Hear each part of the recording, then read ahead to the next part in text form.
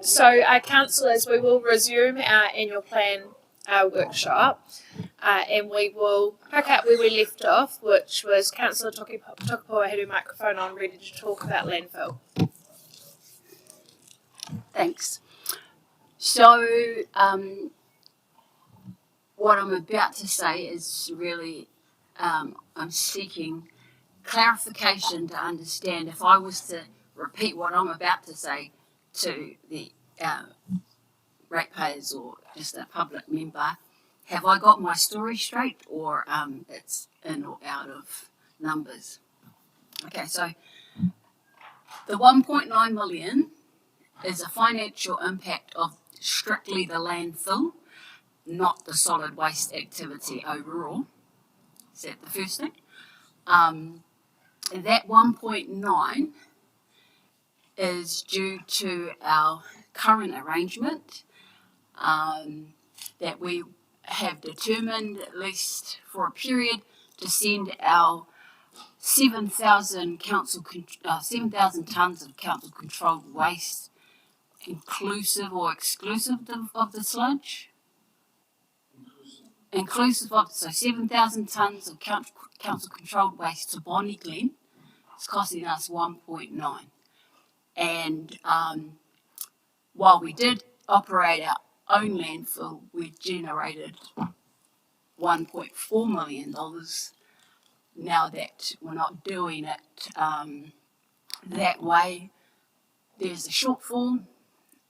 We're proposing in that bullet point to spread it between debt and rates, at least for this first year. Have I explained it to the public members right so far? That's correct. The only thing I might add in there from what you've said is the 1.9 is also the fact that we've got less revenue of 1.4 is also due to the fact that previously Kapiti's waste and other waste was also coming to the landfill, not just ours. So any revenue that was coming to the landfill. We were receiving that waste and charging at the gate X amount. Yeah.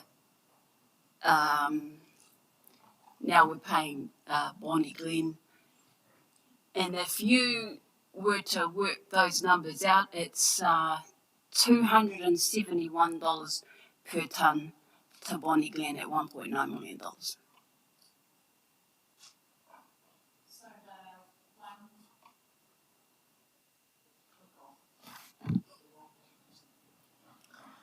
So just the $1.9 million isn't all the loss of income. That's 1.4 from memory. So there is some additional costs in there, the $450K, which is us essentially paying back the additional money that this council has spent on the process to review the future of the landfill. The 500 also is as part of the modelling that Stantec did, there's also additional costs that are part of the cost of waste now going to Bonnie Glen. They include things like the transport costs that we now incur as part of. So the majority of that 500, I understand, and we can look at the Stantec models, is in relation to additional transport costs that this council now incurs to take that waste to Bonnie Glen. So, am I understanding this right? In the fact that Morrison Solutions got us a gate rate, a special gate rate into Bonnie Glen, but that didn't include transport costs. Is that what you're saying, Jacinda? So we've got a gate rate, but then we've still got to get it there and bring it back, which is very misleading the way that they've told us about it, because as far as I'm concerned, when they were saying they're going to temporarily shut the landfill for some works that they needed to do and to calm the situation down, basically, in my eyes, that we've got this special rate going into Bonnie Glen. Well, it's not a special rate if we've got to drive it up there. It's yeah.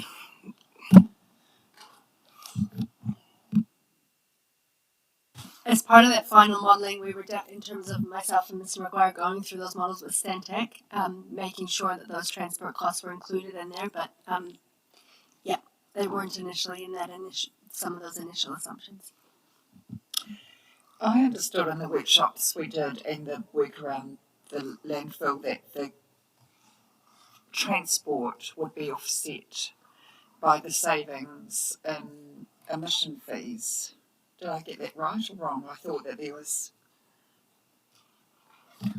Probably the technical experts to answer these questions we're probably don't have in front of us at this stage. Yeah, so I think in terms of kind of what led us to this conversation, which was obviously Councillor Tukapua kind of relaying, has she got it right in terms of how she'd explain this to a member of the community, and the answer is yes. In terms of what I want to acknowledge is kind of a broader conversation that needs to be had about the decision of council and the future review and the future decision of council. Probably that is a conversation that we can pick up in a future briefing, because there's a whole lot of information we need to compile in order to kind of give that meaning. Monique, Sam here. Just one piece of the puzzle that I don't think Councillor Tukapua did capture was that the revenue that we were receiving was offsetting a big chunk of the recycling cost that council incurs. And so now that revenue is no longer available, that's what I understood was the most significant component of that 1.9, is that now ratepayers have to meet essentially the full cost of the recycling program. Is that not correct? I understand that with the solid waste activity, if you don't look at overheads, if you take overheads out of the equation, then from a revenue less expenditure perspective for the landfill activity, then there is $300,000 or $400,000 that the landfill would have made effectively. That yes would have gone to subsidize other costs within the solid waste activity before that rate was set. Okay, thank you.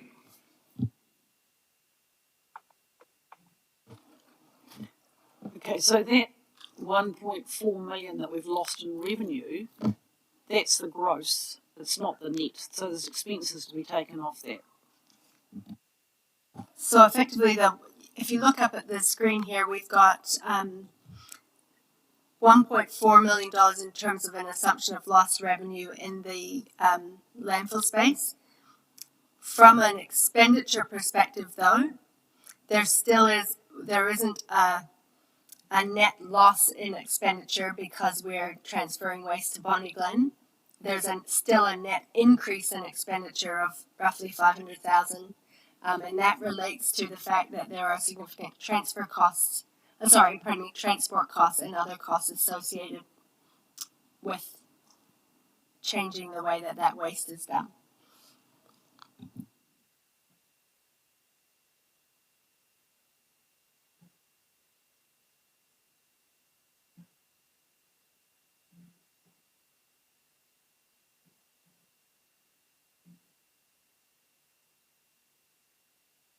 Are we able to move on, or is there some more solid waste related questions that elected members have?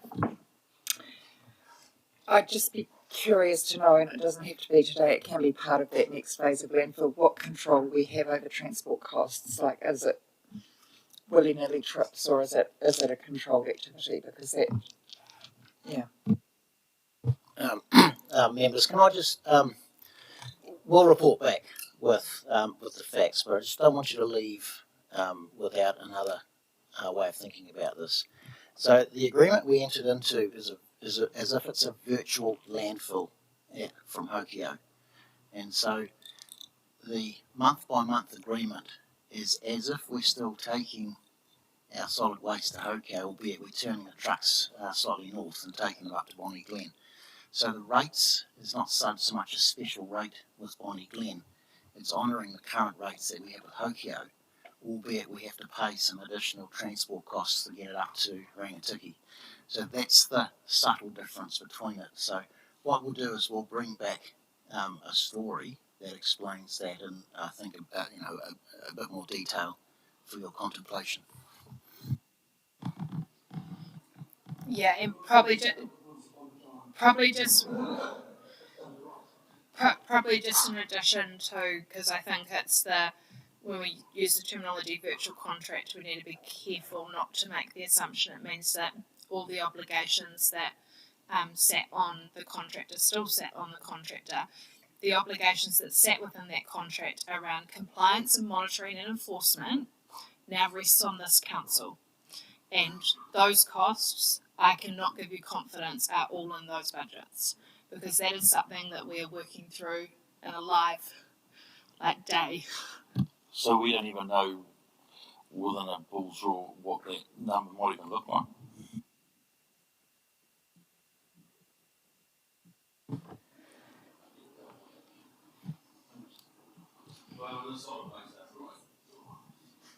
Yeah, we're working through that. So we hope to know as soon as possible, because we need to begin that responsibility in June.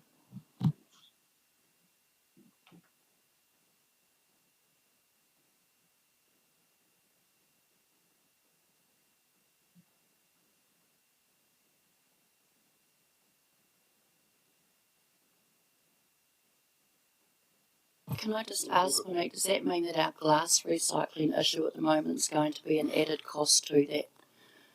It is, isn't it? Yep. I think that's something we'll brief councillors on. We'll brief councillors at a later date. We're just working through some detail. One point it might be quite nice to get a steer on as well, before we move on to the activity areas, is our assumption in terms of a targeted savings option there, in terms of cost to serve of that 400,000, and just understand whether this council has some comfort in terms of that going forward into the calculation of what the rates increase is.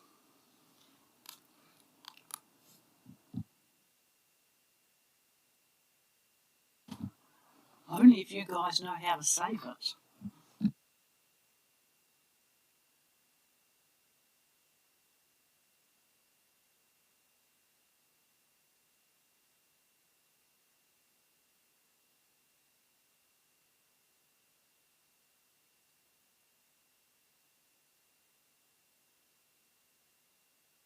Cost to serve, yes, if you can do it.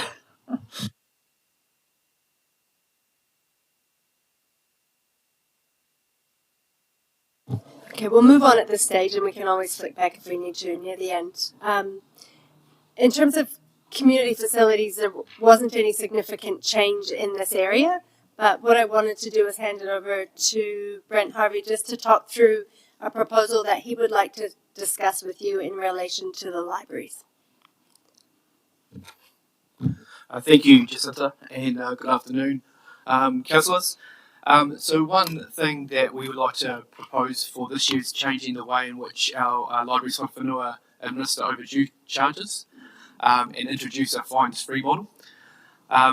This is a trend that's happening around the country at the moment through public libraries and actually worldwide.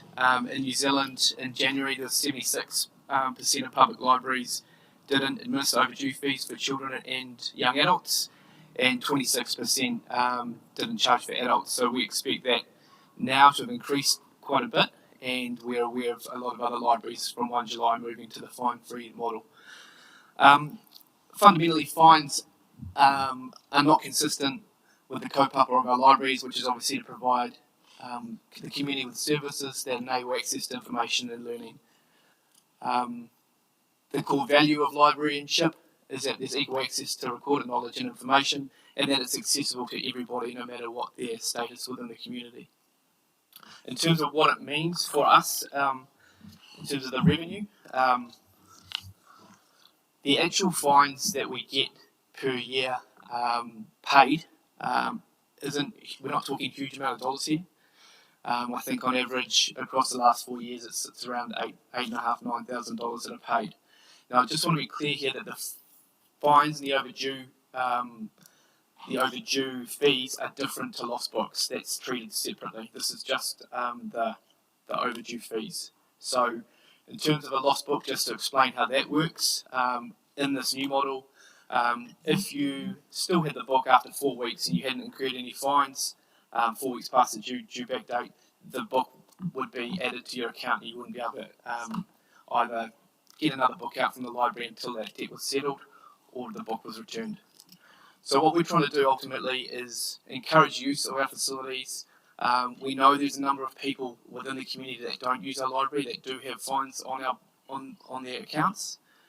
The fines written off there that's predominantly from school visits and classes when they come in, and there's children that can't access a book because they have fines on their account that hasn't been settled. So we would write that off so that they can then have access to a book. So I guess tonight we're seeking guidance from you guys. If this is something that you're prepared for us to take forward in the annual plan, it is a change to what we initially went through the LTP with. But like I say, in terms of dollars, it's not significant.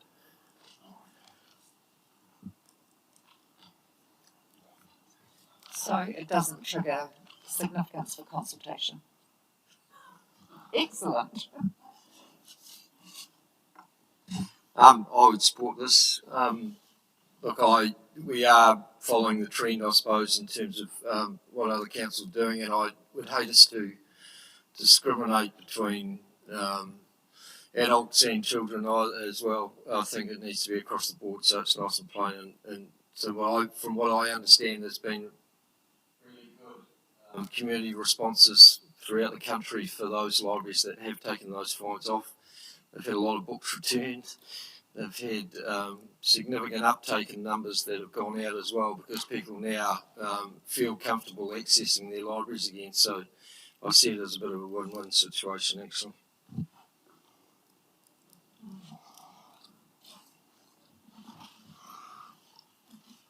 So, from what I'm reading, this is an affordability issue because we're talking about accessibility. Everyone still can access the place. You're not shut out of the door if you've got an overdue fine or unpaid amount. So it's all about affordability. And if that's the road we're going down, I'm not supporting it at all because what's the next conversation? Do our public have free and open access, non-discriminatory to our aquatic centres? Do our members of our public have access to our services that council provide through rates? This is ridiculous. Like, when does it stop? This is preparing our public for life, dealing with the police force. This is Andrew Costa's mantra all through, where we just remove every level of accountability throughout our community.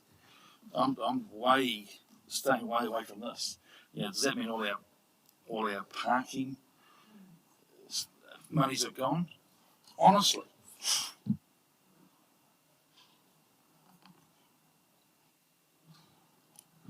Sorry, or is it because it's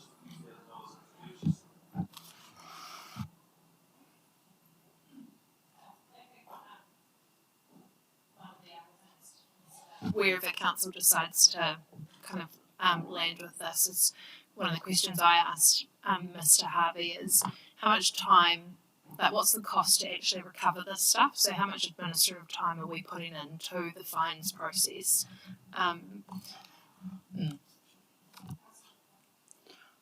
Yeah, question, because Sam sent a question through email earlier today and asked about items or books that are not returned, which I don't think is captured here because one thing is being fined for something and you can still return it and you still owe the money and you pay in order to get another one out. But actually I think the value annually was about 23,000 of non-returns, is that correct?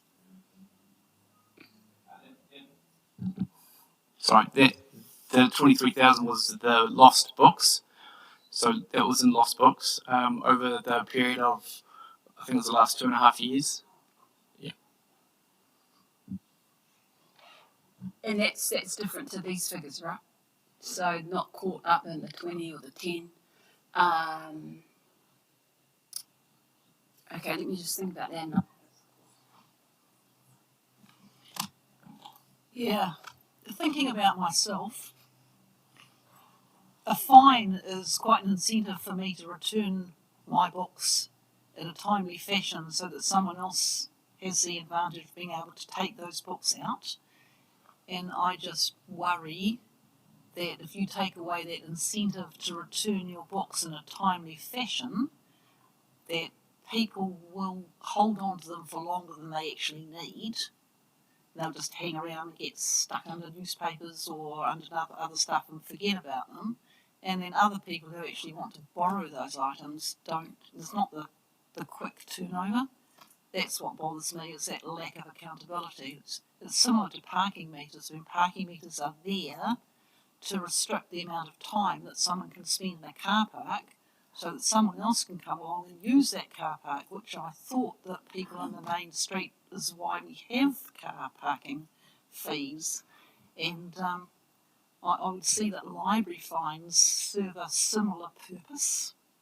That's the way I'm thinking at the moment. Yeah, well, I'm totally against this. Call me old-fashioned, whatever way you want to look. And I don't care if every other council in New Zealand's doing this.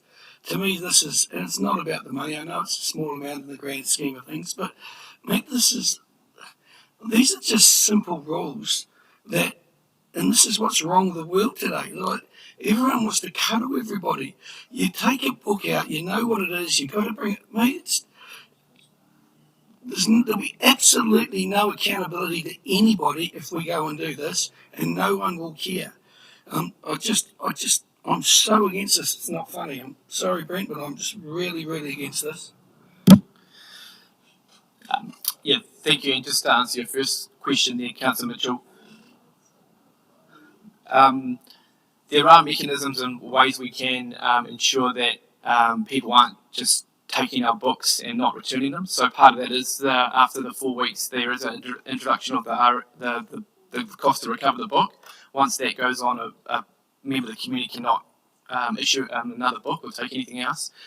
There is also ways that we can restrict borrowing for those that have a continual pattern of overdues. We can restrict access to the amount of books they can take at any one time and place.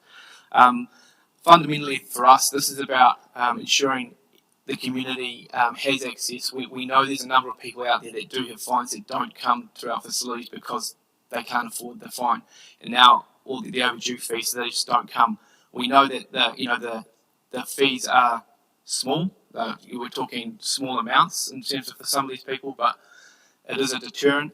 We see it with schools. We see them, our students coming in and not being able to issue a book with their classmates because they have a $12 fee on their library book. So we wipe that straight away. But I just wanted to make that point. So, look, this is I guess a philosophical discussion, and it's thrown up a few values-based views. So my values-based view is that this is about a public good outweighing a few dollars. And in monetary terms, it is not substantial. One of the arguments is that we are opening the door and that we will progressively go to hell in a handcart if we do this, and I simply don't accept that. The evidence shows, we don't have details around the evidence, but Brent tells us that where this waiving of fees has been enacted elsewhere, there has been an uptake in borrowing of books. And to me, with our deprivation index, which we often refer to, any barrier that can be removed to knowledge and learning and connecting should be seriously looked at. Someone said, well, it'll end, what about swimming pools? What about swimming pools? There are councils, there was Manukau District Council, I don't know what's happened since amalgamation, but Manukau did waive entry to pools, make it free, and the uptake there was huge. access to exercise, to health and well-being and so on. So look, I do support this, and I don't think as a result of doing it, we will do anything other than good for the community. There is a bottom line, which Brent has enunciated both in his reply to a question, I think, from Sam, but also as repeated tonight, that there has to be a line in the sand somewhere, and where the book is simply not returned after 4 weeks or whatever, the block is put up. So for those reasons, I do support it, and I think it's important that we consider it on a case by case and not feel that automatically by endorsing this, we will be opening the door to other areas of council. It doesn't necessarily follow at all. And if I had to pick a winner, if I had to pick one thing that I'd like to make free, it would be access to information and knowledge. Thank you, Brent, for your explanation around the book blocking. That was great. I am fully supporting this. There have been many times when I've been at our local library where children have gone in there trying to get books out and they've been unable to because they use their parents' card and their parents owe money. It's not a lot of money, and I think what you said, Councillor Allen, around it's part of a service as well. I just don't have an issue with it. Community wellbeing would definitely support this. Older persons would support it. The groups I've been to regularly, just last night, even the Pacifica group that were going on about access and getting their children to be more involved in our local libraries, was a bit of a winner as well. So, yeah, I fully support it. I have no issue. And thank you for bringing that to the table, Brent. So just reminding council that obviously this isn't a council meeting where you're debating and making decisions. What we were trying to get is a steer. I think we've got a steer that there are some different views around the council table, and therefore it would make sense that when we bring the adoption of fees and charges to council, there are the options for council to debate on at a council meeting. Everyone's comfortable with that? Can I just check? I'm pretty sure as a child I had my own library card. Children don't have to use their parents' library cards, do they? Can they not get their own? They don't have to. They can get their own. I'm not sure of the exact age, but we do see children using their parents as well. So there could be families with two library cards, parents and children. Councillor Jennings? Thanks, mate. Yeah, look, and just in terms of the report that you're intending to bring back, I was wondering if there could just be some clarity around the consequences or the options that council will look at in terms of people with that poor borrowing conduct or overdue and that kind of stuff. So there's absolute clarity, because for me, when this initially came through, I had a similar allergic reaction to others that others have had.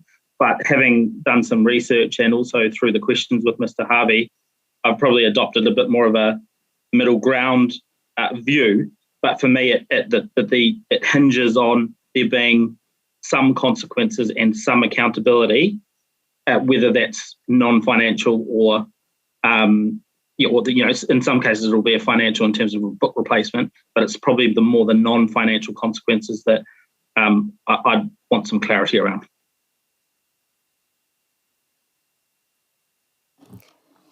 Thank you. Okay, we'll move on from that one. In terms of community support, I'm not going to dwell on that one because there was no significant change there other than a small reduction. In relation to community partnerships and business, so there was seeking some funding for professional services in that space.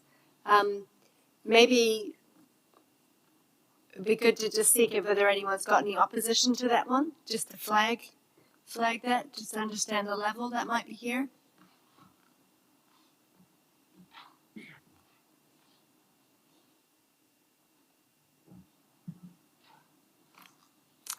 Okay, I'll keep going at a relatively faster pace, and then we can always. So this is the more the operational side of it, so you won't see it specifically in there.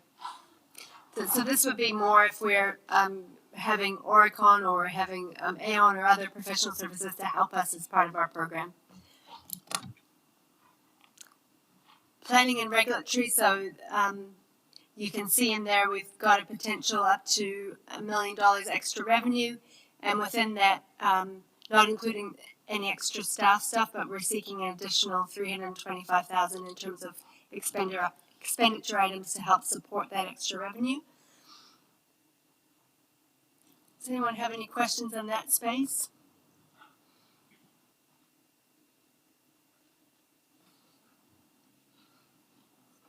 Jacinta? Oh, sorry, Sam. No worries. So at the last briefing, I had raised the topic of potentially providing some debt-funded budget allocation to accelerate the district plan process, and obviously officers have responded to that suggestion, and as I understand it, the what's in there at the moment is kind of considered the sweet spot. So there is no appetite or desire from a officer perspective, as I understand it, for additional budget in order to deliver the district plan related changes. Is that correct? Yeah, I don't know whether we can describe it as no appetite. I think what the response from Mr. McCorkindale was doing was highlighting, I suppose, our concern that, sure, council could give us the money, but whether we actually have the ability to spend it because of the constraints. But I'll hand over to Mr. McCorkindale. Sorry, that may have been my poor choice of words. Yeah. Yeah, so I think that's been well covered. So what I tried to get across in that response was that 500 felt appropriate for what we could get through, and I wanted to focus on delivering that. And if things went much faster, or we were in a position where we were able to have got through that and there was still more work that we could do, so there was still an opportunity where we could come back and, because it's loan funded, essentially look to bring forward further money from future years.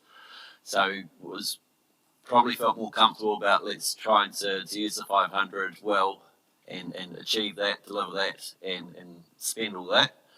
Delivering things, rather than perhaps ask for more or have more identified at this stage and then just spread ourselves across more things and not actually get to the point of delivering things for that money. Thanks, David.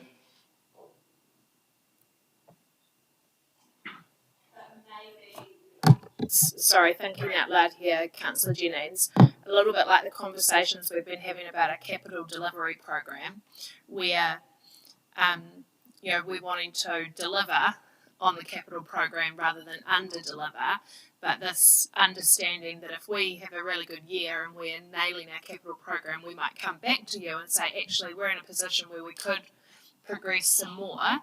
I think, if we could have that understanding as well, that if from a growth perspective or from a plan change perspective, that we could also be in a position to come back and have that really healthy conversation with our governors that says, well, actually, council, something's changed. We found this person, or we've got this situation, and we think we've got capacity. Are you up for, loan funding some additional money so we could fast track ABC? Yeah, look, really support that approach. Thanks, Monique. Did you want to go ahead? Yeah, just a quick question. So the delivery of building and planning consent is a priority, and the 250, is that due to staff vacancies in that area, or is, because obviously we're struggling to fill some positions, or is it over and above to meet the demand? Or was this a cost neutral thing because once those vacancies are filled, should we keep spending extra? Is what I'm asking. So that there is based on an assumed level of activity in terms of the number of consents and things that we expect to come in based on trends. And it is a lot of that, some of it is with the struggle that we are getting in terms of having enough building officers and planning officers. We will always need some external consultants. Some of that comes down to where there's a perceived conflict of interest, for instance, and we need to actually outsource. A lot of that is actually unchargeable for those services, and sometimes maybe in the building space, sometimes it's where work is of a particular complexity and we may not have enough people of a certain competency to do that, and obviously wanting to do it within time frames and things as well. So at the moment that is based on sizing what we need to help support the team to deliver on what we expect the activity levels to look like. But as we know, those activity levels could change, and it will be a bit up and down. Obviously, if the work doesn't come in, then we don't need to outsource it, and we wouldn't necessarily incur some of those costs, for instance.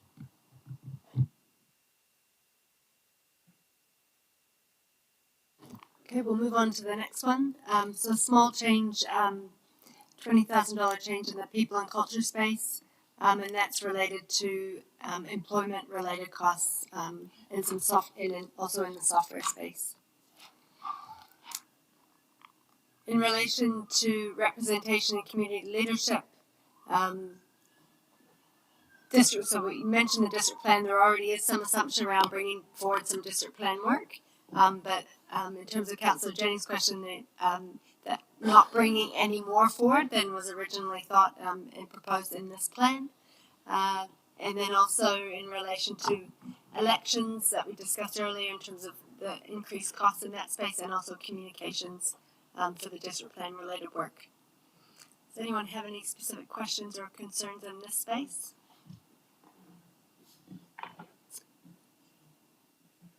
Just an apology, because I think I discussed the district plan under the wrong activity. My apology.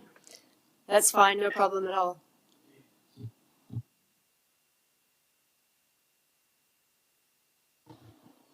Okay, moving on to infrastructure development. So those were additional costs proposed in the professional services area, and that is to cope with increasing costs in that space.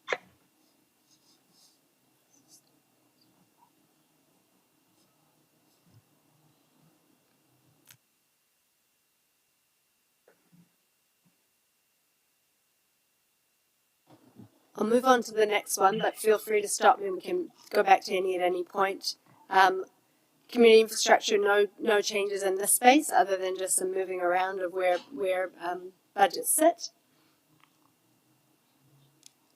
In relation to property, there's a net reduction in the budget, and that has to do with the fact that we've got some more income coming in and a little bit more in the expenditure space. Roading as well.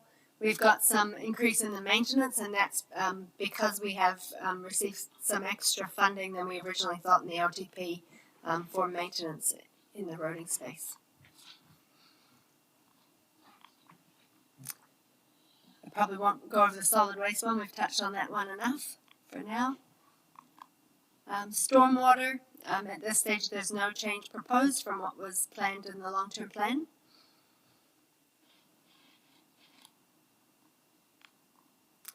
Wastewater management, a small increase there, and that relates to operating costs related to the pot.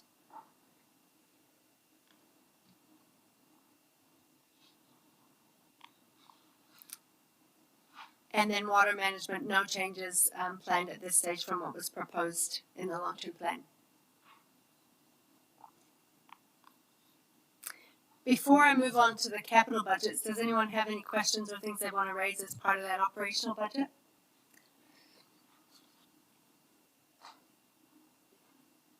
No?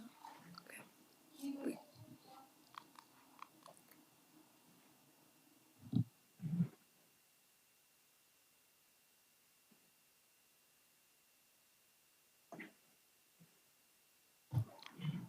Okay, so in terms of the capital budgets, we've had a number of briefings in relation to the capital budgets. I might just quickly flick through to the end, if that's okay. So we have a budget this year of $57.7 million, of which we've currently spent $22.2 at the end of April. as we discussed in the meeting, the forecast is going to end up somewhere between 27 and 30, most likely. And at this stage, some of the in the long-term plan, we initially assumed that we would complete 105 million, so the third to last column there, in terms of an LTP program. What we're now proposing is that's going to probably look closer to 73 million. That means that there's 31 million that was originally planned in the first 2 years, but will need to be reprogrammed for years 3 to 5, and that would occur as part of the reset, I guess you'd say, in terms of what the long-term plan is. At this stage, the proposal for year 2 of the annual plan is to include projects up to 42 million, so that's what you see in the middle there.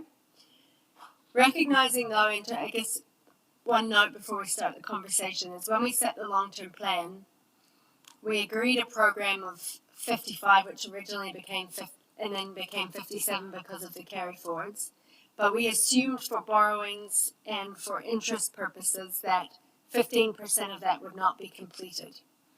So in terms of this annual plan, there is potential to include a number up to, say, 42 million, and then for this council to make a decision about, say, for example, 35 million is probably a reasonable assumption in terms of a maximum for interest and borrowings assumption purposes. And that's not an uncommon practice, and that's something that we can build into the assumptions for the long-term plan. But probably at this stage, it's a good point to hand it over to the table in terms of questions and concerns, comments that people have. And maybe just before those questions start coming in, just reminding council that of that 42 million, a couple of weeks ago, Mr. Maguire presented to you in some detail the confidence we have over what is a good part of 20 million of that 42.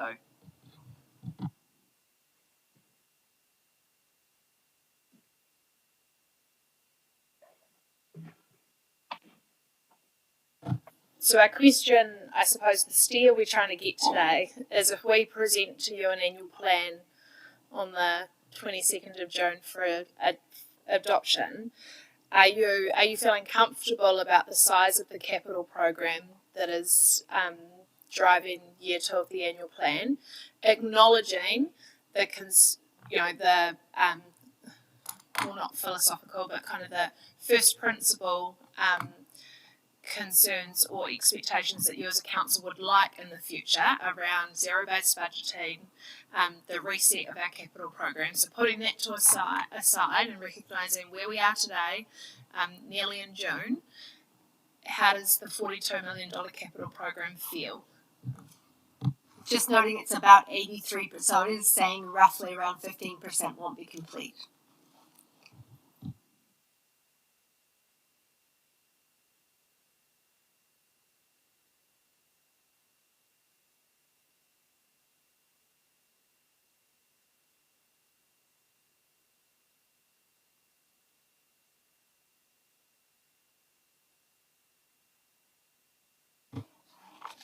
Well, Brent pretty much told us a couple of weeks ago that he's pretty sure that that's not a bad ballpark figure. He's got $28 million worth of stuff that's ready to go, and he's pretty sure he can do the other stuff.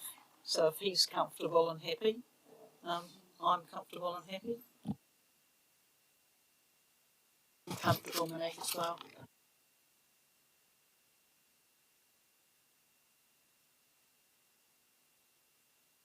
Yeah, a chunk of it's consented and ready to go, is that right? That's what you told us? Yeah.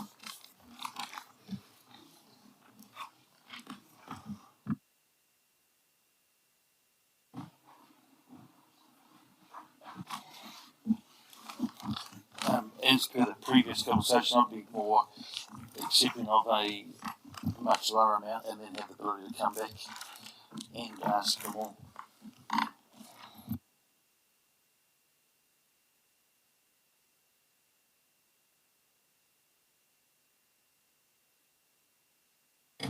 I suppose in that light, it's that additional $14 million, the confidence that we have that we might be able to succeed in that.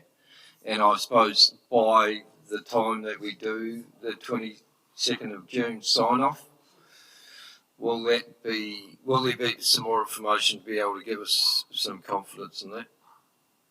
Yep. Okay, thank you.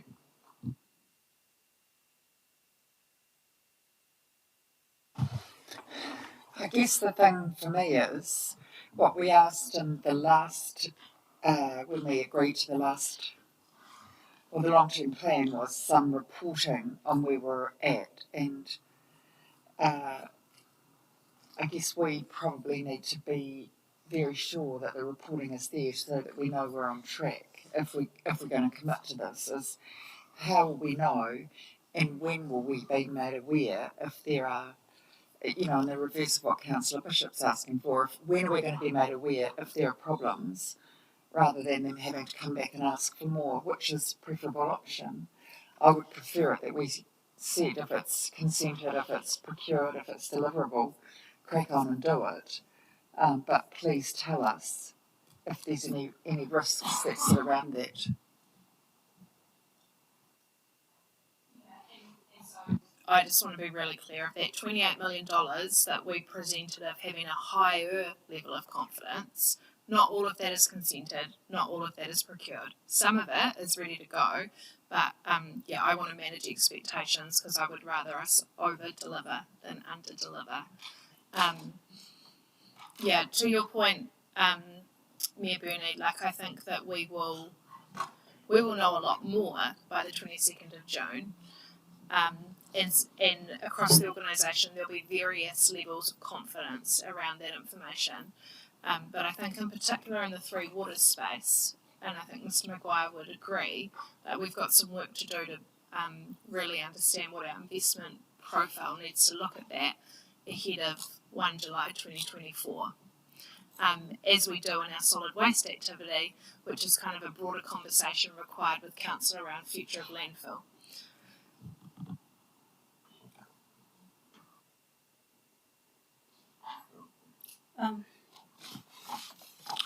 Just based on, I guess, how we've tracked to date, and I'm not just talking about this recent year, but years gone by, I'd lean more towards a lesser amount than 42, and maybe a bit more than 28, but I'd rather it comes back at whatever time during the year to say, actually, we've done all of that and can do a bit more. Because I don't think the in and out of COVID stage is past us yet. I don't think there is the workforce there in terms of, because we're always told there's not enough, the contractors don't have enough people, or what have you. So I'm seriously not confident about us delivering 42 million. That's it.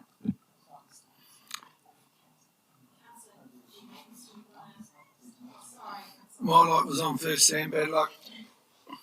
I'm a little bit like Peter here, to be honest. Obviously, nowhere near a 57 through different circumstances. I don't believe those circumstances have changed. We're still in a COVID pandemic with bad freight lines and lack of supply of all sorts of goods.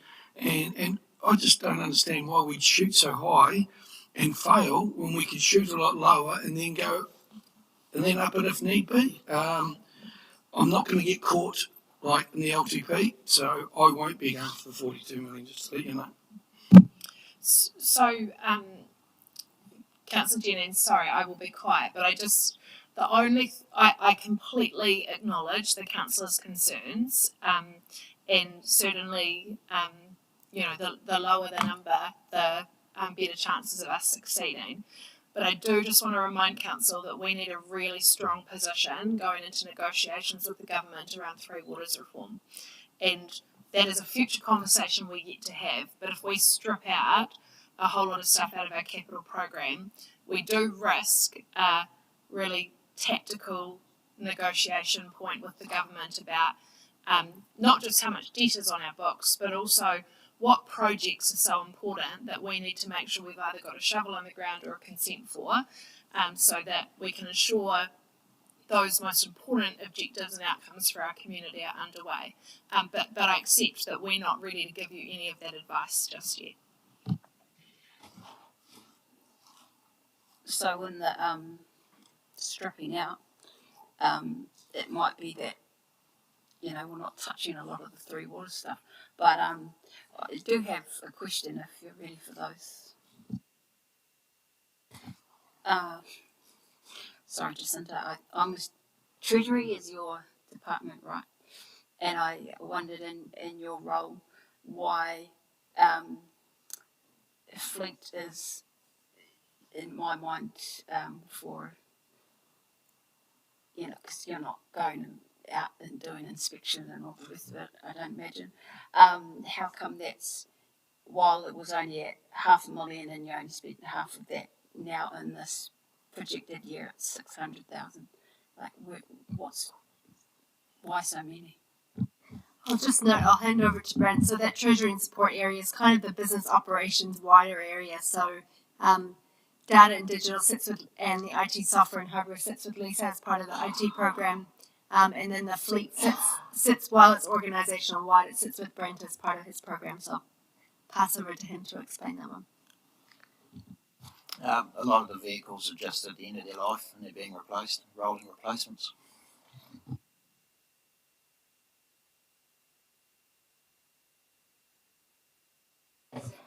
Yeah, you're right. Yeah, you're right.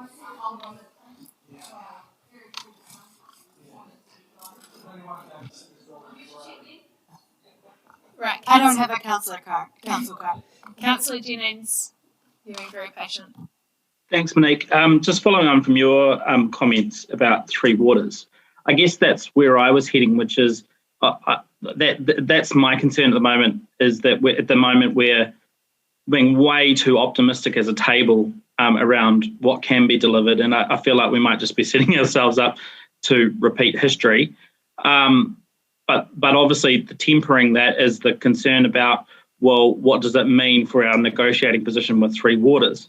And so my question, I guess, to you is, could we put something in place that sets up some principles around how we want, for example, renewals in the Three Waters space to be managed, insofar as we say, well, it either has to be emergency reactive work, so really high priority, we need to do it, or it needs to be in connection with a growth project, rather than just spending it for the sake of spending it on a list of projects that we think we should do.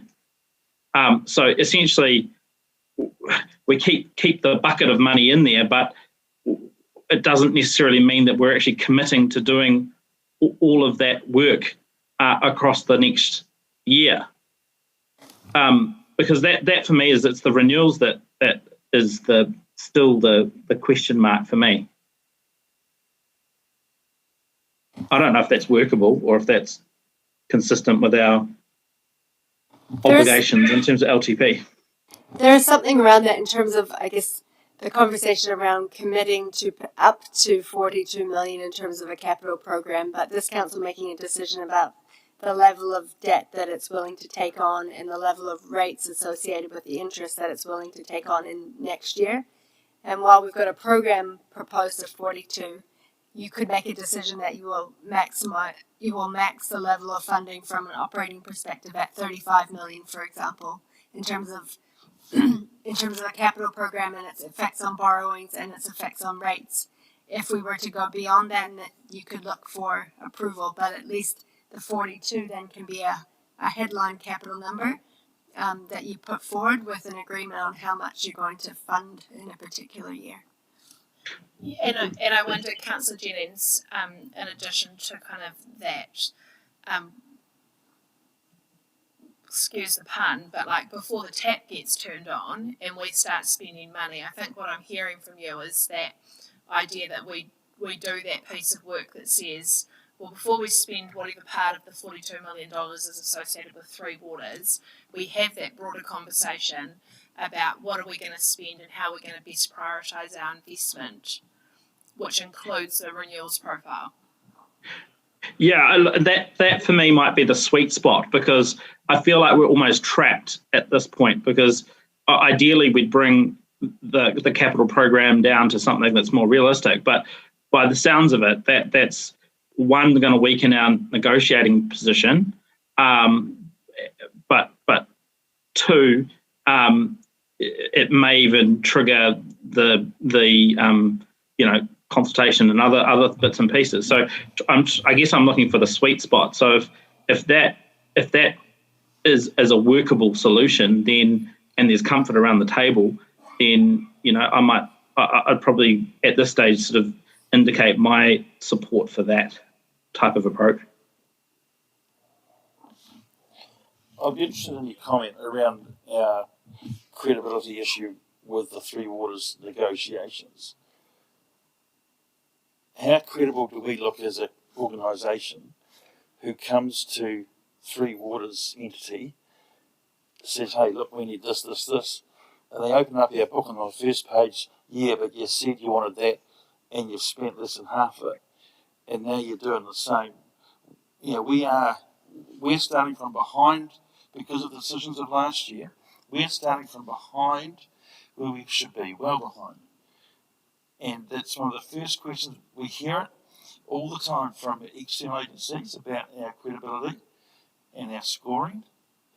And to suggest that we're going to gain credibility by adding more on at the risk of not doing it, I think that's going opposite directions. So Councillor Bishop, I think that and these are conversations that councils all around New Zealand are having or did have as part of their long-term plan process to front-load their investment profile in the first 3 years of the long-term plan, so that should Three Waters reform proceed, which looks like it is proceeding, that council's balance sheet in terms of the amount of debt that would go from council to the new entity was as much as possible. I think that, I understand your points around our performance in terms of capital delivery and what that does to our credibility. I don't think it's going to be the water entity's job to judge us on that. The water entity's job is to come to a community, see what the commitment is with the community around the investment pipeline, and then give assurances to that community through a statement of intent that they're going to deliver on that.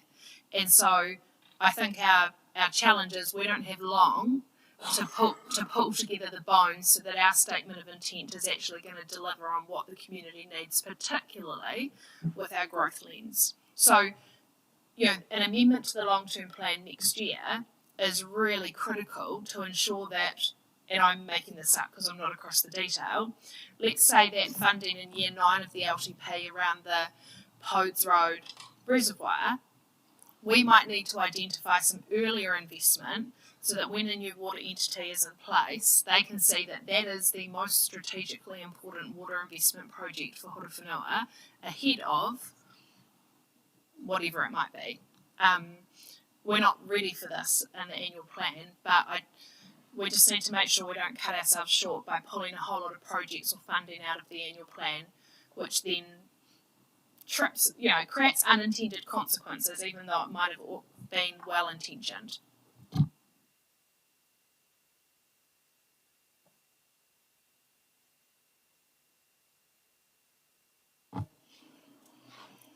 Do we think we can find a sweet spot, as Councillor Jennings described it?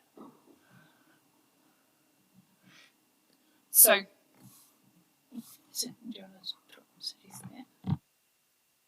that? I guess I'd be keen to hear the others around the table in terms of whether they think that's workable.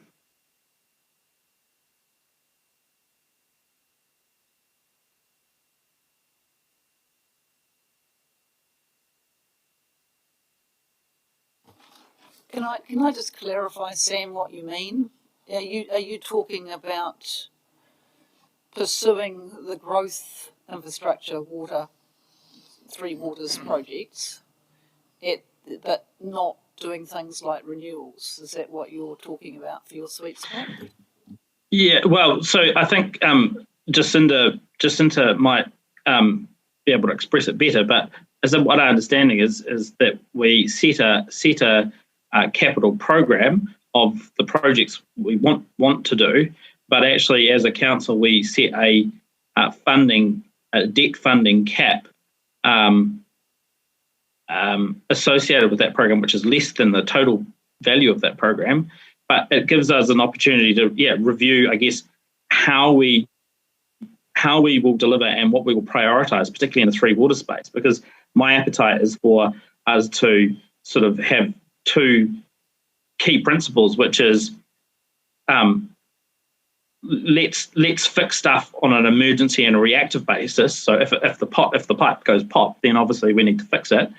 But also let's prioritise replacement of pipes where there's an opportunity to do it as part of a growth project. So we're already digging up the road, or it makes sense to increase the capacity or whatever, rather than just scheduling in, I guess, the whole concept of the birthday renewal of a pipe just because it's on a list.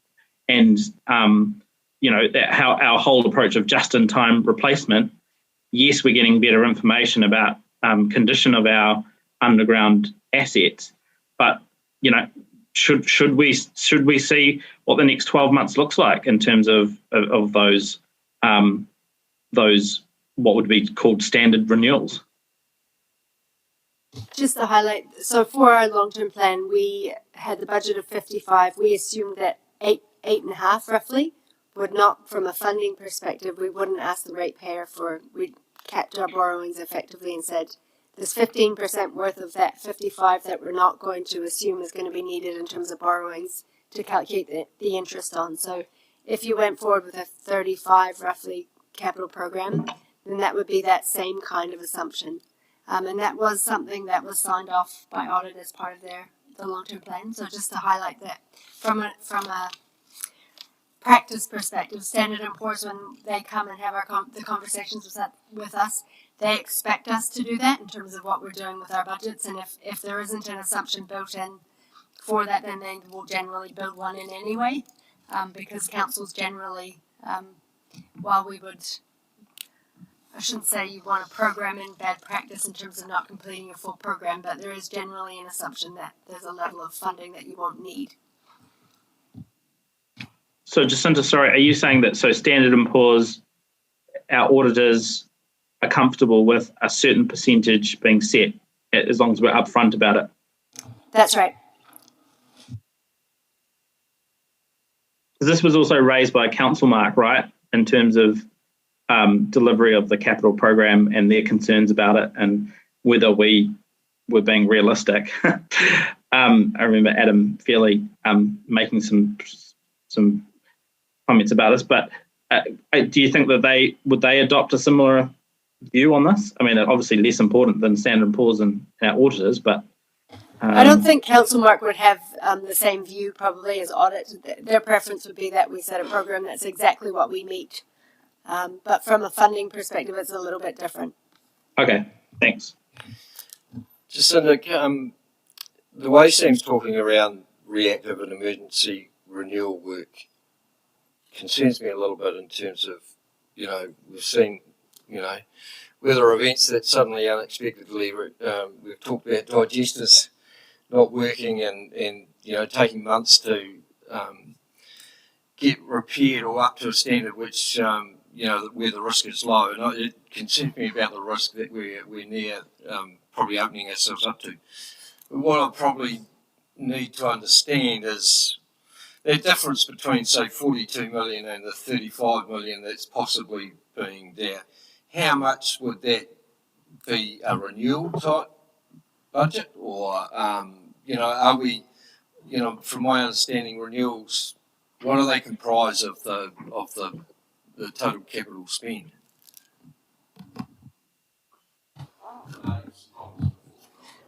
I've been I've been quiet for a while just listening, so I'll try and answer a few of the questions that I've heard. Can I just I'll reflect on Councillor Jennings's premise around growth being the lead criteria for evaluation. It's kind of how we do it now. And you might have noticed as you look through some of the spreadsheets we've given you, is that there's a very real focus on growth being the catalyst for us to track renewals now. And you're shortly going to see things in the market, Cambridge Street, MacArthur Street, Liverpool Street, Bath Street, a whole lot of areas that are part of our growth nodes that were up for renewals. They've been held while we're waiting to coordinate that with roads and footpaths and other things. And so then we'll hit the market fairly soon with quite a substantial program of work. So just to assure you that there has been a bit of a sea change, that we are running a growth-focused program at the moment. Mayor Bernie, with your question, I'll just draw you back to, if you recall, 2 weeks ago I had a slide that basically said roading was largely on track. Remember I said parks and properties largely on track. The 14 million was made up of about 3/4 of that was 3 water renewals, right? And that was the delta that's fell behind. Now, there's several reasons for that, which I won't go into, and we've done briefings over the last several months around whys and wherefores. But spinning that world forwards, the focus for my team now is on solving that $10 million gap. But putting that where it's most needed, where growth is driving some of that demand, but also looking at things like the digester, like the way we react to weather events, which seem to be ever more frequent, our ability to stockpile spare parts, and a whole lot of other things which are capital appropriations. We're just going to change the way we think about things. And so when you asked me earlier, is there more information coming?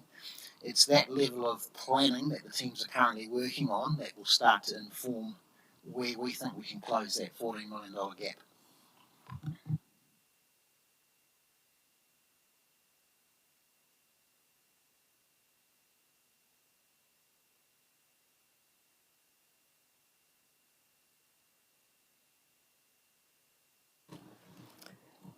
Any further advice or steer from council table?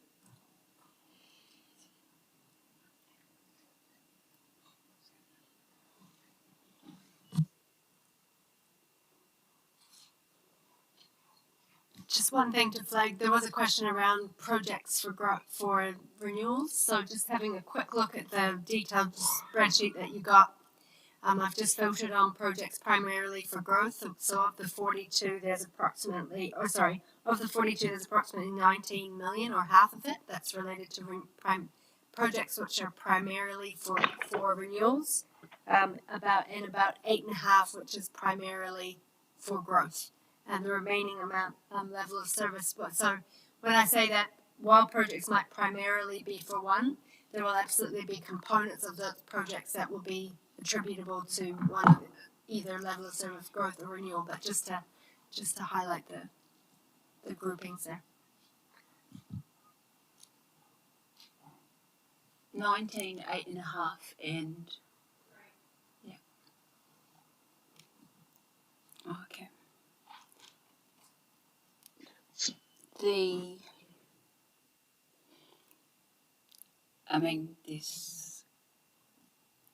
and then there's, yeah, I get that, but then there's the 23 waters, 10 roading, these are rounded numbers, and 12 for the other activities. So, I heard you say 35, but if it was that or a bit more, and then you come back for 6 or 8, topping up to the 42 is, it's up to the table, but that's what I'd be more inclined to support. So I think what we're maybe suggesting in terms of trying to find the sweet spot is that we have a capital program of 42 million, but we only in terms of our finance costs or in terms of what we intend to borrow is 35, which is 5 million more than what we were going to land year end.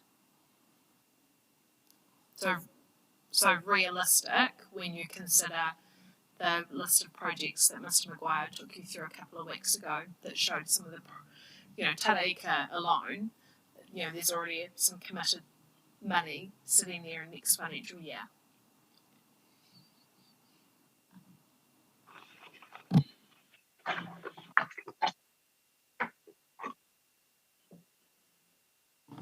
And then if we're committed to 35, then it's just making sure as governors that, I suppose, recognising that if we are to come back, it's more than likely going to be after October, where we're asking for more money. This kind of recognition, and we would have it noted on record that was the conversation that had taken place around, realistic capital program, but an expectation that we weren't, because the last thing we want is to be in a position where we come back and say, well, we need an additional $4 million to do X, Y, Z, and it's, well, sorry guys, you didn't do your annual plan properly. You should have accounted for that in the annual plan. So there is a bit of a risk here in terms of it spreading across two governance cycles, but what you've heard from Jacinta is that this is quite common practice.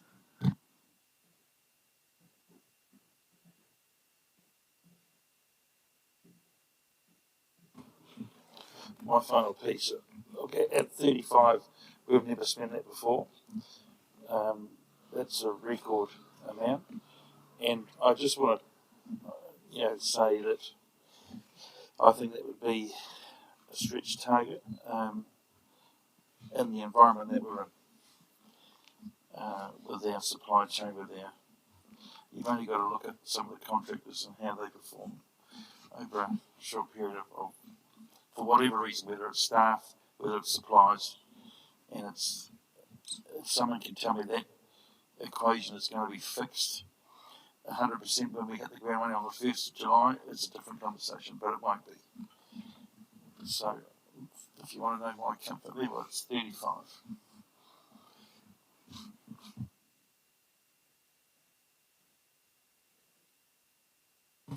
Okay, I think we've got a good sense of kind of the feedback around the table.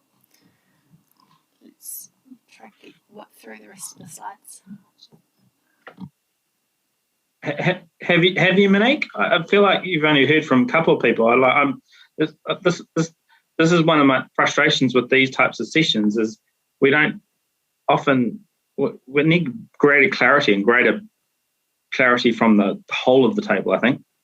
Maybe just to highlight what happens from here. So on the assumption that 35, for example, is a reasonable assumption for capital, then my team would go forward and finish the modelling, finish putting all of this into the financial models, creating the financial statements, putting them together in the document so that they would then come forward to you on the 8th of June to have a look at.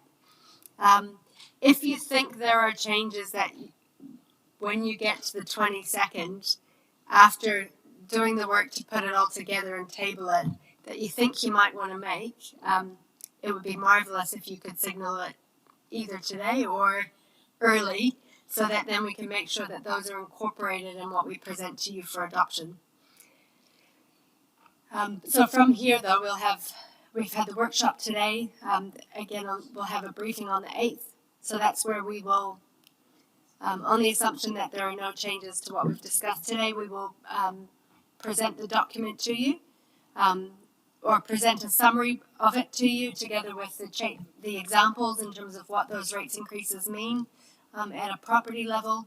And then effectively just after that, the papers need to be finalised for the agenda to go out the door, go through all the internal sign-offs so that they go and are ready for your adoption on the 22nd of June.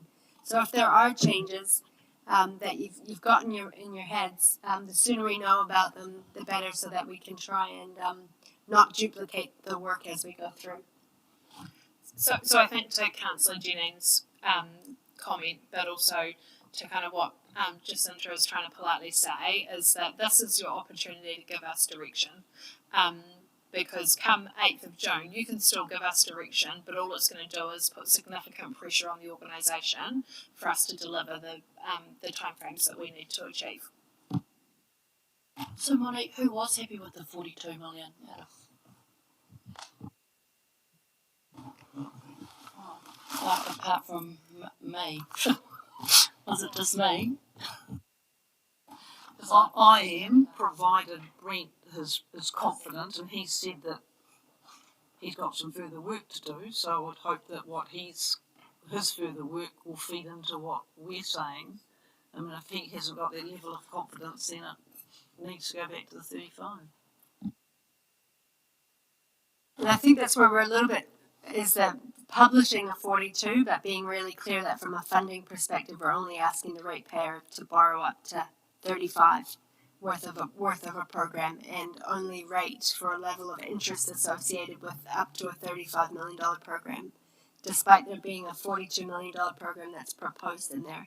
And if we get to a point where we have completed or nearing completion of that $35 million program, then we would not need to come back to this council to seek approval to spend up to the 42.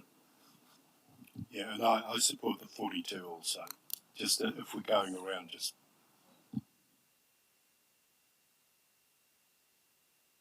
Thanks for that. Paul?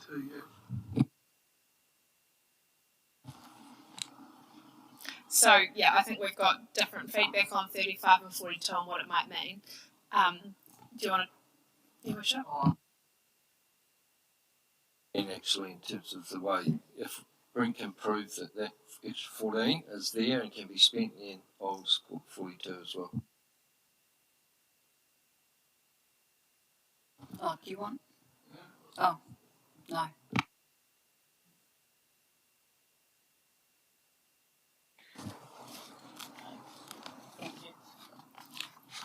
We haven't talked about the track and beach access where there was 300,000 extra added, which needs a steer. I think, given that we've got these, I presume that's capital, so it would be rates, it would be debt funded. Yes. Thank you, Councillor Mitchell. So there was some funding for beach access put into the proposal that Arthur put forward, but following conversations with Councillor Mitchell, he was quite happy that be excluded, that was not going to be required as part of this budget. So what we propose to do is the number that's included above, we would exclude that beach and track access as part of this annual plan.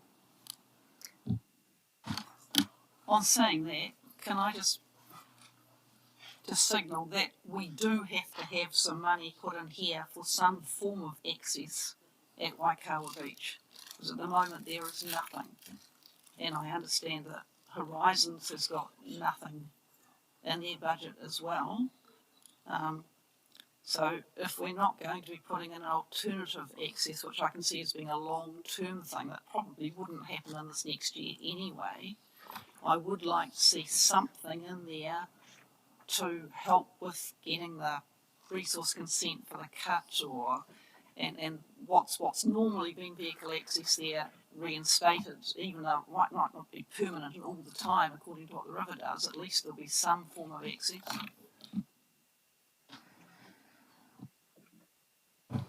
There is access by foot permanently in a number of spots, because I go there. And the current vehicle access is across Māori land and has been the case for more than 30 years. And they don't have a problem with it retaining that. It's only when the public kind of made their own track. But council corrected that. And if they're not, if they're prepared to keep it in place another year or even longer, you can put it in the LTP, but I don't think it needs to be in this. Oh. The problem is not that. The problem is that the river shifts periodically, and so that access is no longer available. And there was a resource consent in place that the stream could be cut when necessary, so that access could be reinstated, and so that those properties along to the north of that access aren't continually being washed away. And that resource consent has lapsed with Horizons. So I'm not talking about different access through Maori land. I'm talking about what traditionally has been happening with that river is that traditionally it's been dredged and the course has been changed to allow that access to be used, but at the moment it can't be used. Yeah, so Michael McCarthy has raised this with me, and I think that there is a broader kind of coastal erosion hazards conversation that Horizons and Horowhenua District Council need to have, because how we play this one could have future precedent around how we deal with other parts of our coast later down the track, because there is kind of a philosophical debate that the councils haven't had about public-private good and who pays.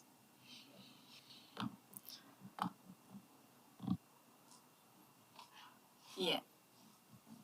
And yeah, if everyone wasn't aware, access or vehicle access onto Hokio Beach too is across Māori land, and has been for aeons. And yeah, there's obviously all that precedence in Horizons, but I guess the point also to make is through a hearings process around vehicle access, it is a privilege, not a right, to drive on the beach. I just feel concerned about the confused stare we've given you over the 42, because I know that we've got to get this sorted, because according to my account, it's 4 against. It's a totally divided table. So I just want to briefly speak to the 42.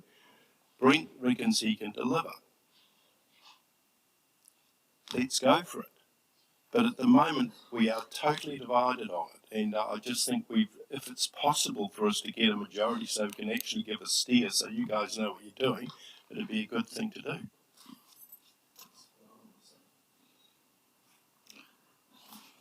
Just because I don't want to set anyone up to fail, we've presented you a budget where we've said we can deliver 28 million, but there is an additional 14 on top of that of a lot of it.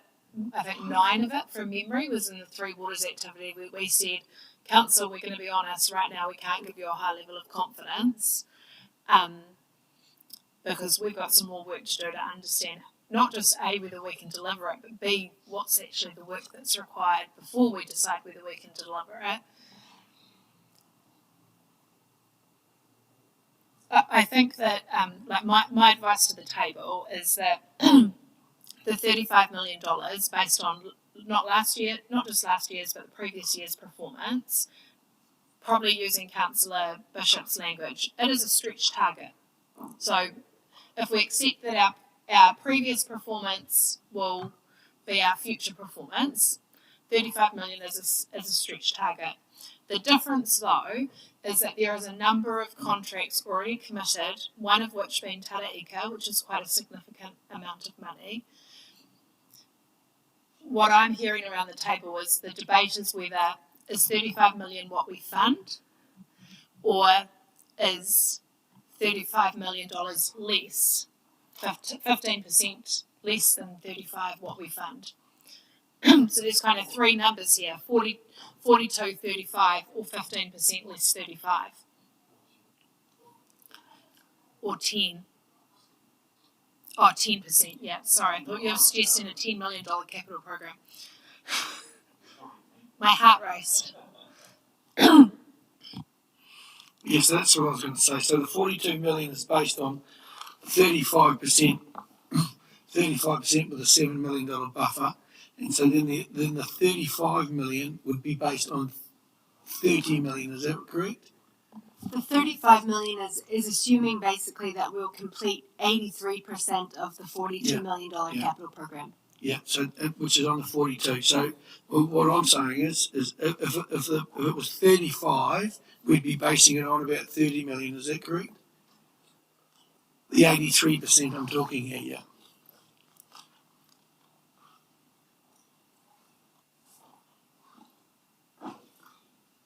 If you were saying you're going to complete 85% of a $30 million program. 35. Of a 35, pardon me. 29. 29, roughly 30 million. So Yeah. it's 29, yeah. I rounded it to 30, okay.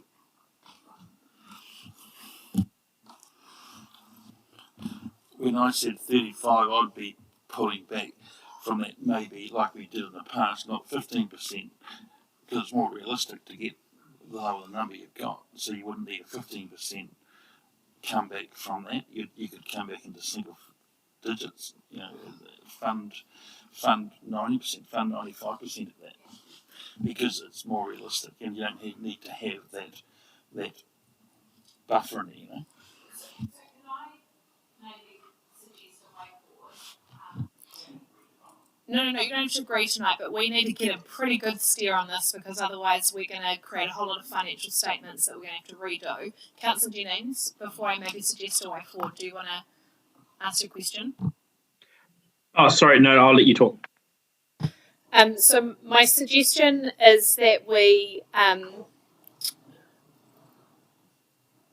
if we use the 35 number as kind of the base point, but we do some further additional work so that when we come back to the briefing on the 8th of June, we can further determine the difference between the 28 million that Mr. Maguire presented to you a couple of weeks ago and the difference being the 35, like how far up are we from giving you confidence about that additional 7 million, to then be able to come and give some guidance around, well, we think it's 30 million, 31 million, 32 million, 33 million, 30, whatever number we land at.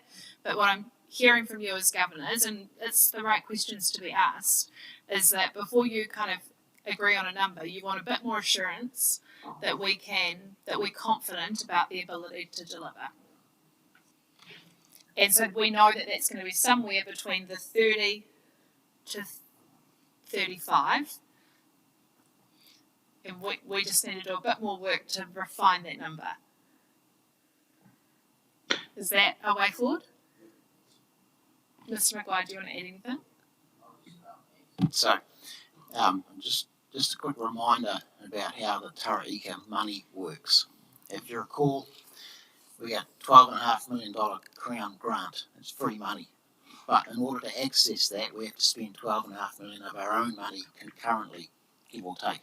And then as soon as we do that, we get access to the interest-free loan to finish the entire job. So the lion's share of that 20 million in growth that Jacinta was talking about is Taraika next year, in order for us to access the grant, because we hit year 2 of our 4-year program next year, and that's when we start to really put a lot of stuff in the ground. And so perhaps a way of contemplating this is if I subtract the Taraika, which is quite a sort of special kind of situation for us, from the 42, it's actually quite a ditto year for us. Taraika drives a lot of next year's investment. There's $2 or $3 million of land acquisition associated with the roads and the roundabouts and the stormwater next year. Single transactions that drive quite a bit of expenditure that may be a little distracting when we're talking about 42. So part of what I can do is give you a program without Taraika in it, and then you can see what everything else looks like. And then when we add Taraika back in, it gives you that context. Because Taraika is very different than anything we've ever done. And I think if we do it that way, you might actually see we've got a bit of a ditto year next year.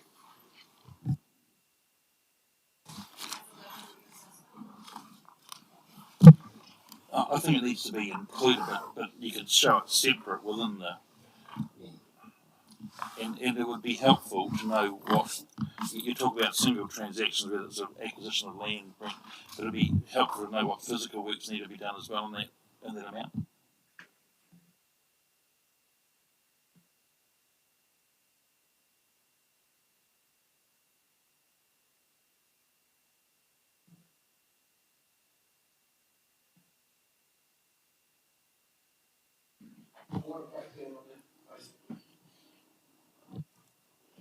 So that contract we have with government around that,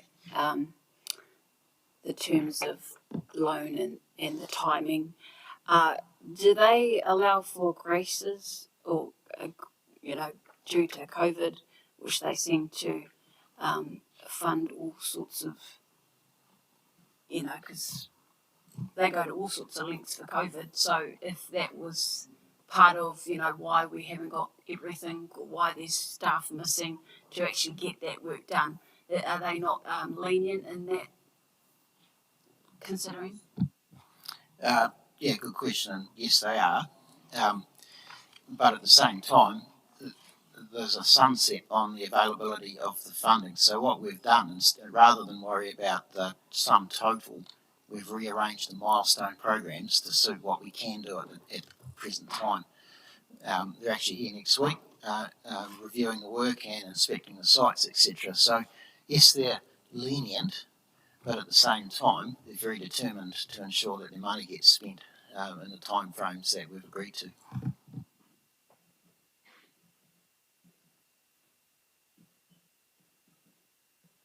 Sorry, Sam. We're going to take from this evening a steer around the 35 number, but what we're going to do between now and the briefing on the 8th of June is we're going to do some work to further kind of break down the capital delivery program so that we can take the 42 number. We can then agree on the amount that we're not confident about, which will be somewhere between that 30 to 35 mark, because that's things that we're not clear on, not confident on, or it might be things like, for example, some of our investment in Three Waters where we're wanting to still secure it in the program but not necessarily fund it. That will get us to 30, somewhere between 30 to 35, and then of that 30 to 35, we're going to break out the Taraika portion so that you can separately see that, but still within the broader context. So then, wherever that lands us, I'm guessing it's about 20. Of that 20, how are we going to then spend that 20 million, just to reassure you that the assurances we're giving you about our ability to deliver is tested again, because that's obviously what we're doing here, right? Is we're just continuing to test your role, which is, us giving you assurances we can spend that. There's lots of nods around the table, Sam. You can't see them, but there are. Okay. Any other questions or guidance, Councillor Isaacs? Yes, Mrs. Davison. In that breakdown, can we just do what we talked about?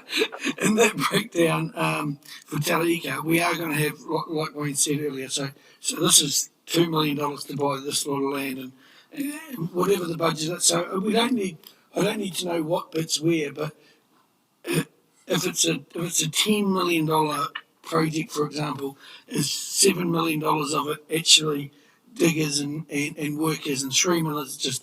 So I'd like to know how that. I'd like some confidence on how that works before I make my decision on it. So. Oh, look, I would have great pleasure in explaining that to you. That's the sort of stuff we really like talking about in engineering. So we have all of that information to hand.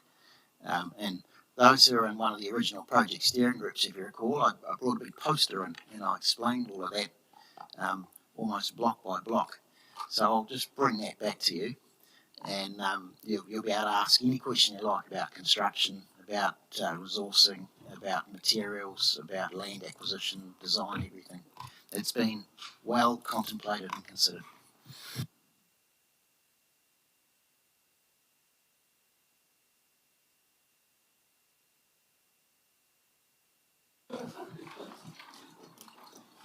Okay, no further questions, guidance, query questions.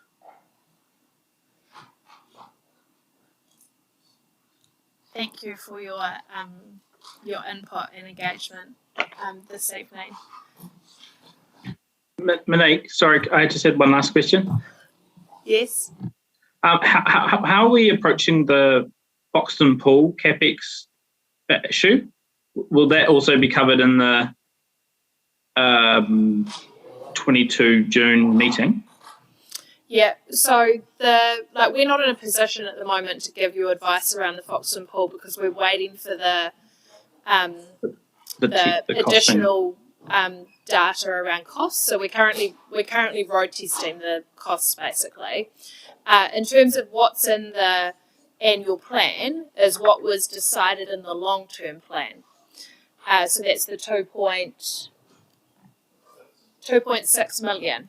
So if you think about, I'm visual, so I'm kind of already imagining like a temperature check here,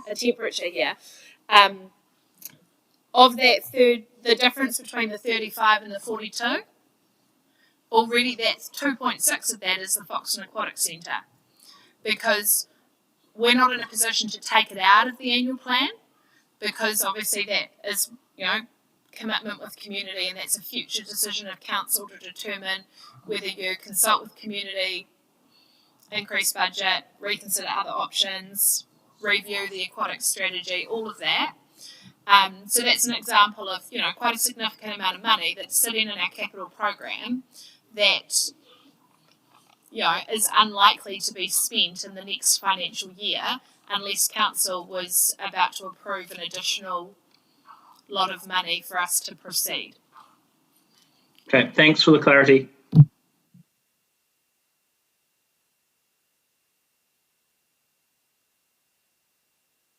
And in saying that, the meal is here.